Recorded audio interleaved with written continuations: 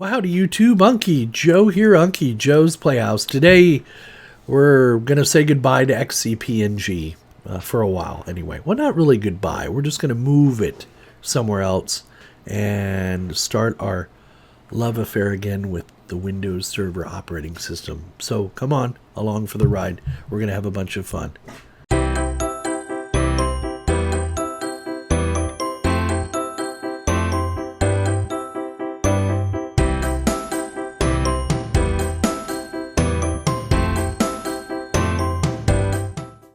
So in order to just give you a synopsis of what's going on here, right now I'm on the, if you remember back in the server video I made of building a cheap power efficient server, this is the one that has that super micro motherboard in it. Let's see, it's got it's a 2U server I built, so it's got 16 gig of RAM in it. And it has the X3470 3 gigahertz CPU. It's a quad core with hyper-threading, so it shows 8 cores, or it shows 8 threads. So what we're going to do is, right now I've got XCP-NG 7.6 on there. XCP is fine. It's been running fine. I like playing around with it, but I want my stuff to run on Microsoft Windows. So I've got that IBM server in the rack that I hardly ever use, the 3650 Model 3. So that is going to be my XCP server. So what I'm in the process of doing is moving all of the virtual machines I had set up on the 2U unit, the one that I built with the super micro motherboard, and I'm moving them over to the IBM. And then when I need to use XCP, I'll have all these virtual machines. I did all that work and built all those virtual machines, so I want to be able to access them. Now, you notice right here, I have an iSCSI connection connected up to MCS NAS, and it's a 500 gig drive. So what I did over here was create another iSCSI drive, LUN, on my Synology NAS. That Synology is just so damn flexible, and this is why I love them, because within a matter of minutes, I was able to create an iSCSI LUN over there, connect the IBM to it, and then now moving the physical or the virtual machines over is relatively trivial. So, for example, I want to get all of these virtual machines off of here so that I can put Microsoft Windows Server 2019 back on this machine or on this machine. So it's just simply a matter of selecting the virtual machine, right-clicking, do a move VM, choose the IBM as our destination. Next, we're going to use the iSCSI on the IBM. Next, the target network for the virtual network interface is gigabit 1-1, and the storage network is gigabit 10-1. Click on next, finish, let it run, monitor it down here where it says migrating, and you'll see it's got a progress indicator. You can also come here under notifications, and you can look at the progress of the migration. So it's a trivial thing to migrate them over to the IBM. So that's what I'm going to do. I'm going to move all these virtual machines over to the IBM. Then I'm going to pull that server out of the rack. And we're going to clean it. And we're going to make sure it's got some good hard drives in there for storage. I think I'm going to put an SSD drive in there. I haven't decided yet for sure. And then we'll go from there. So we'll let this get all these virtual machines moved. Now you also notice I have Blue Iris running as a virtual machine in there. Now what I'm going to do with Blue Iris, I'm going to upgrade it to from version 4 to version 5. And I'm actually going to run it on this server. Once I get Windows Server 2019 installed, I'm going to run this as a Windows application under Windows Server 2019. And then I'm also going to install Hyper-V on this super micro server so I can run virtual machines on it. And this will be the machine that runs all of my VMs, like my phone system, any other virtual machines I need running. I need to create a virtual machine to host my Unify software, that kind of thing. So this machine will be my daily driver like it is now. The only difference is it'll be running Server 2019.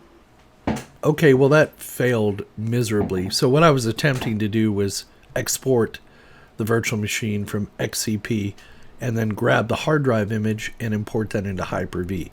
So now it probably could have been done, but once I booted up the image, transferred it over, I had trouble with Hyper-V getting it to boot properly. So I decided to skin this cat a different way. I know I probably should change that terminology. It's not a very pleasant thing to say, skin the cat. So I figured a better way to handle the situation. There you go. So what I did was I installed FreePBX from scratch on Hyper-V, and it was trivial to do. You just follow the prompts. So you're not going to get a video on that. But what I did was I ran across an article.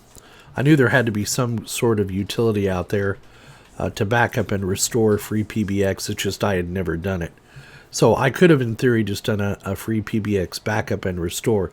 But I found a FreePBX conversion tool that's built into FreePBX that was originally designed to convert phone systems like Elastics and that kind of thing over to FreePBX. And basically it's a distro conversion tool. So I'll make sure I include the link to the website in the notes down below in the video. But basically what you do is you follow these instructions and get a clean machine set up with a 64-bit distro, configure your NAT and firewall settings, and then reserve a conversion slot. Take note of that following ID number.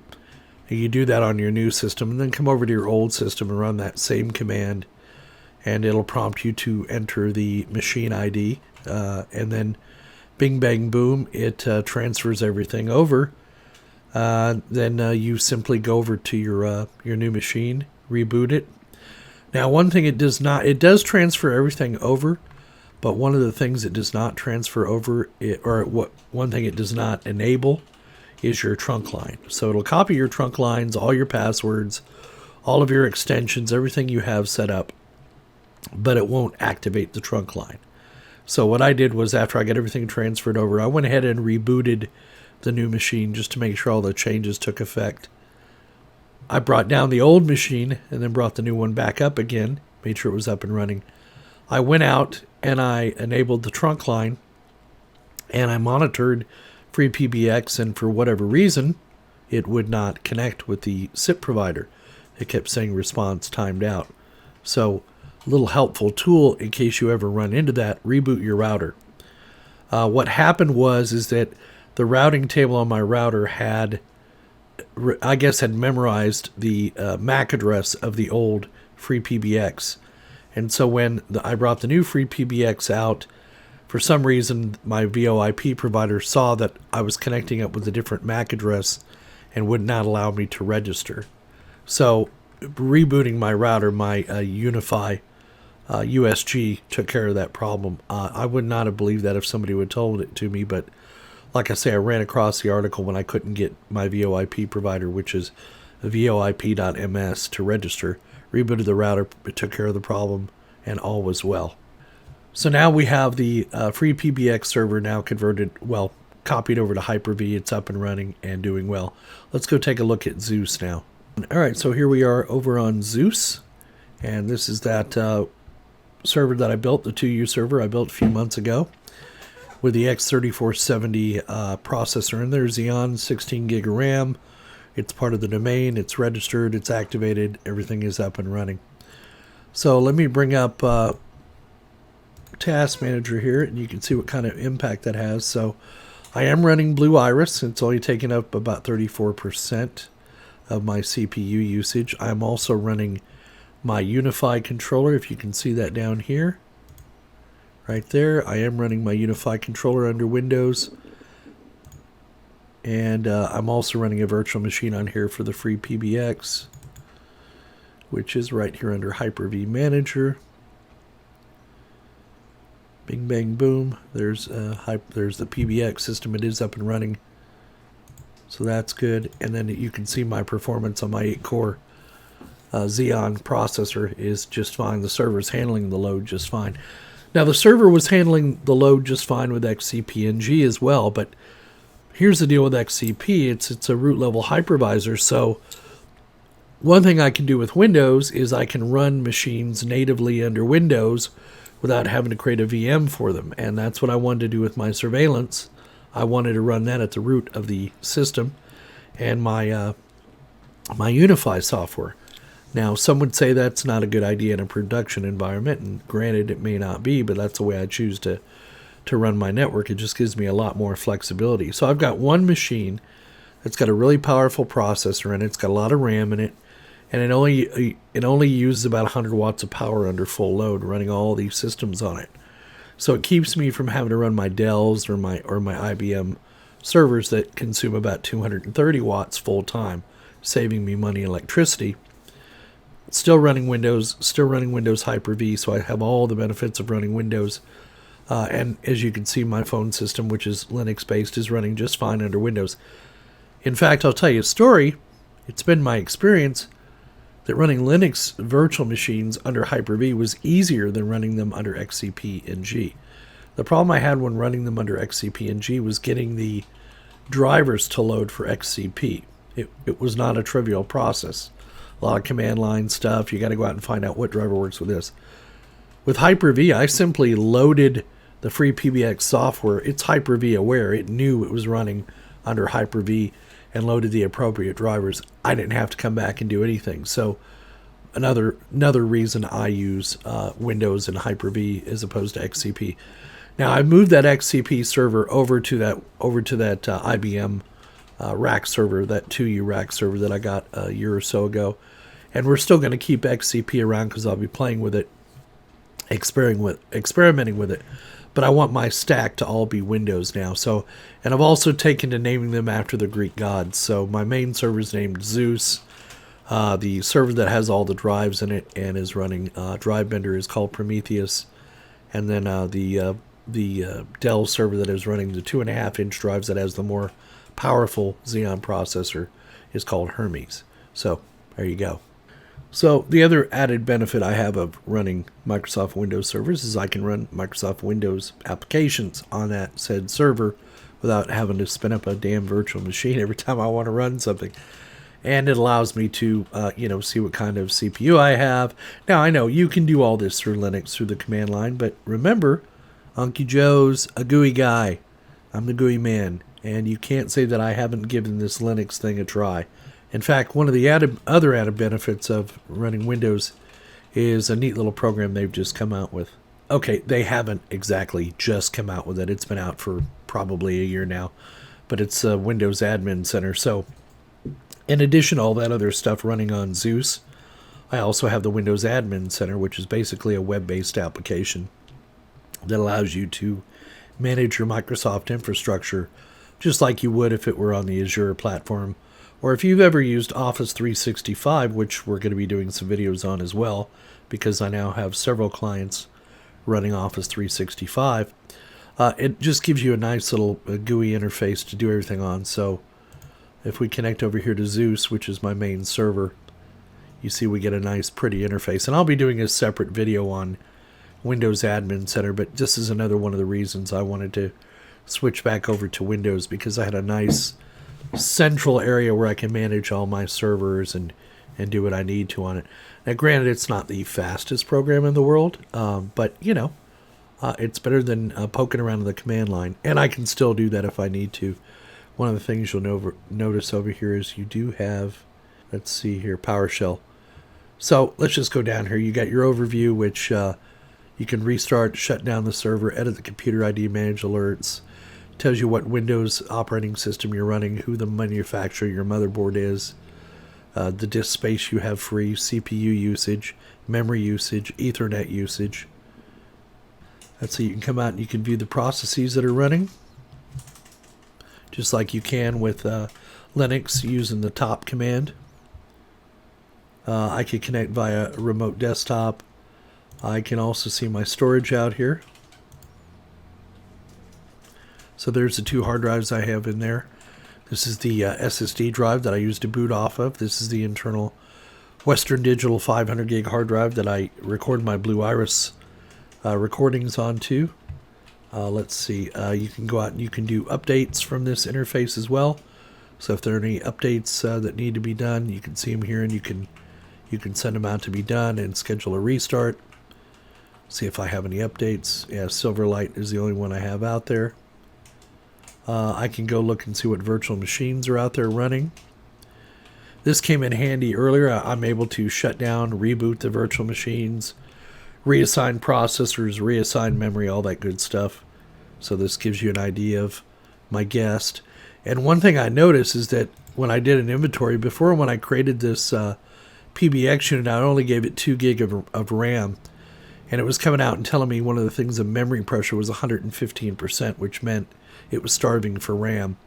So I would, just by seeing that little indicator here, I was able to increase the RAM to 4 gig and take the pressure off and give it enough memory to do what it wanted. And I also noticed that it helped increase the speed of the web interface on free PBX, so it was a win-win for me. So you see, if I highlight the machine here, I can turn it off, I can shut it down, save it, pause it. I can create checkpoints, I can go into the settings on the virtual machine. So here's the name of it. I can put my notes in, and it even warns me some settings can't be modified because the virtual machine is running. I can tell what to do on shutdown. Here's the amount of memory I have. Processors. Now, in hindsight, I probably should have enabled more than one processor, but that's all I gave it. I gave it a IDE hard drive. This is a network connection. My boot order. Any checkpoints I have, security, etc. Come back to the general tab. Close that. And come back up here to summary. So as you can see, it's pretty handy to have this Microsoft admin tool installed. Again, at a glance, it can tell you what the situation on your servers is.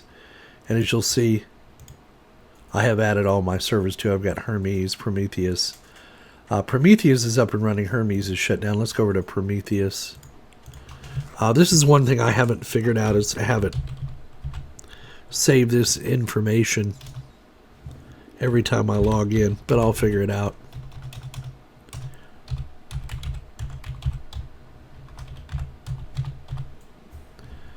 And it could have something to do with the fact that I'm not running an actual Active Directory. I'm running it through Synology's Active Directory. That'll be changing as well. We put that on here to try it out, and we know it works, but I still prefer Microsoft Active Directory. So here's Prometheus. So I have the same options available as I did on the other server, Zeus. You'll even see it shows my BMC IP address on here for my iDRAC controller, and it gives you my serial numbers. So yeah, go ahead and look at that. I don't care. Also shows me I have 2 dual 5640 Xeon CPUs in here. Total RAM, logical processor. So it's just a nice little interface way of looking around. Yeah, I know. I go for pretty, but not only do I go for pretty, Microsoft's been good to me over the last 20, 30 years. As far as stability goes, everybody says, oh, Linux is stable. So is Windows. The only people that say Windows isn't stable are people that never use it. Have you noticed that? Or Linux fanboys. And I'm a fanboy of Linux too, but when it comes to my server operating systems, I just prefer Windows. How about you? So there you go. This is pretty much part 1 of getting our network back to running Windows. And like I say, Zeus is our big kahuna server. It's not our Active Directory server. I still haven't figured out how I'm going to handle Active Directory. I'm toying with the idea of running Windows Server 2019 as a virtual machine under Synology, but that presents another set of problems. Like, for example, what happens if my Synology box goes out? Do I have another Synology to put that VM on? That kind of thing. Should I run it as a VM under Windows Server 2019 and create that chicken and egg syndrome? All those things that go through your head. We've done it all before. But like I say, this is basically part 1 of me getting back to a Windows infrastructure here. So what does this all mean? Does it mean that I think Windows is better than XCP or better than Proxmox or better than... No, it's not a contest. It's just what I'm comfortable with using. And I prefer to use Microsoft Windows products. So we still have XCP. We still have a use for it. We're still using some of the other alternative operating systems for virtualization and playing around with them. And that's the beauty of having a lab, is you can flip that stuff over. Now, another argument might be is that Microsoft Windows is not free. That's not necessarily untrue. You notice how I phrase that? Not necessarily untrue. You can actually run Windows Server 2019, 2012, 2016 free for up to 3 years. You just have to keep reactivating it. And there's a way you can reactivate it for that entire period. And Microsoft doesn't care that you run it in the lab. The other thing you could do is sign up for a Microsoft Developers Network account. or if you wanted to resell Microsoft products, I pay like $500 a year, and I get like 5 or 10 copies of their server operating system. I get 10 licenses for Windows 10 Pro and Enterprise, and I get access to all their other software, so I can put it up in my lab environment.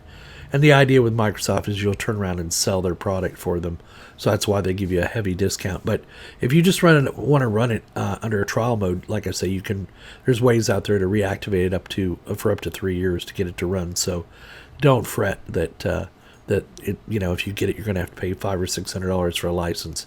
If you're running it now, if you're running in your business, that's a different story. You need to pay your license fees. But if you're just running in a lab, that's why Microsoft designs these trial versions of softwares to do just that. So you'd kind of be crazy not to take advantage of that, huh? Free, right? So there you go, YouTube. We hope you found the video entertaining and informative as always. Please give us a thumbs up down below if you liked what you saw. Leave your comments down in your comments section. Donate if you're so inclined. Well, I don't know what we'll spend it on right now. We got pretty much all of our projects taken care of. Let's start buying some SSDs to replace these spinning drives. That's going to open up a whole other can of worms, because I'll do a whole video on SSDs and a RAID array. I've already done one, but I need to do another one. Anyway, I digress. Donate if you're so inclined. We appreciate it. All donations go back into the channel. And please don't forget, we'll see you on the other side.